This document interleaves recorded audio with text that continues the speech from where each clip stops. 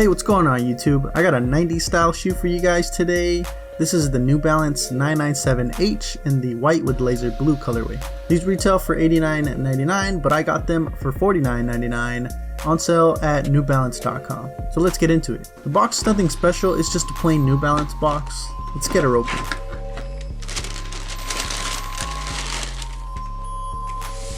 So there it is, the 997H. As you can see, this is a very 90s style colorway.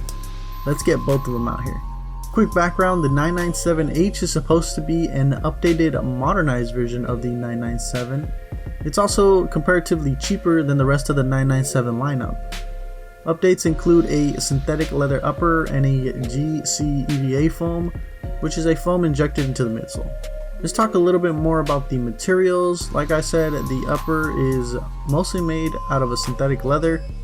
Most of the upper is a white leather, while the tongue of the shoe has blue leather as well as some underlaying blue leather by the lower cage area. Of course, at the side here we got the big N logo made out of pink and white leather.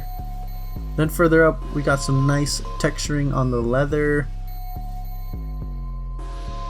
The leather itself feels pretty plasticky, but at $50 I can't really complain. Other materials in the upper is this mesh, which also feels pretty plasticky. It's probably made out of a polyester. Also by the back here they mixed it up with the blue mesh.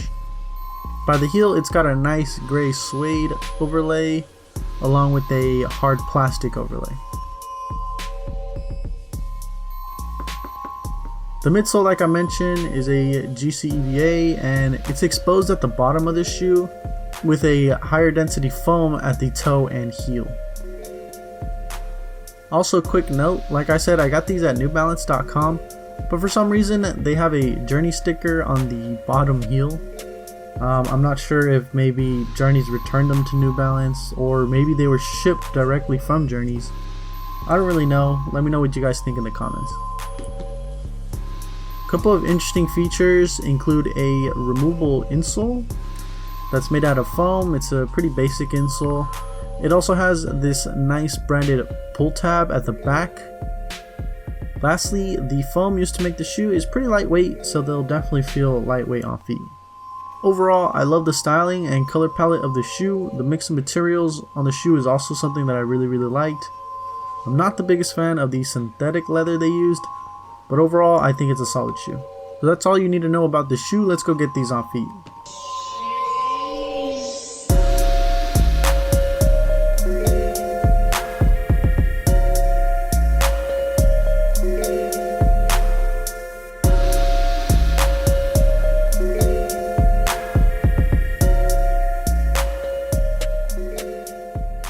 On feet, these are comfortable shoes and they do fit true to size.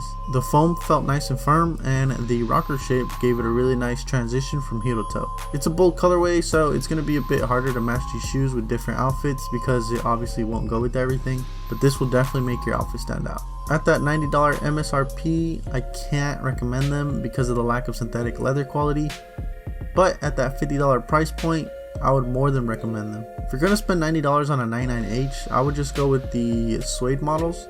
They have a lot less synthetic leather, so you won't have to deal with that much of that plasticky leather. Anyways, that's gonna be it from me guys. Be sure to like and subscribe. See you guys in the next one.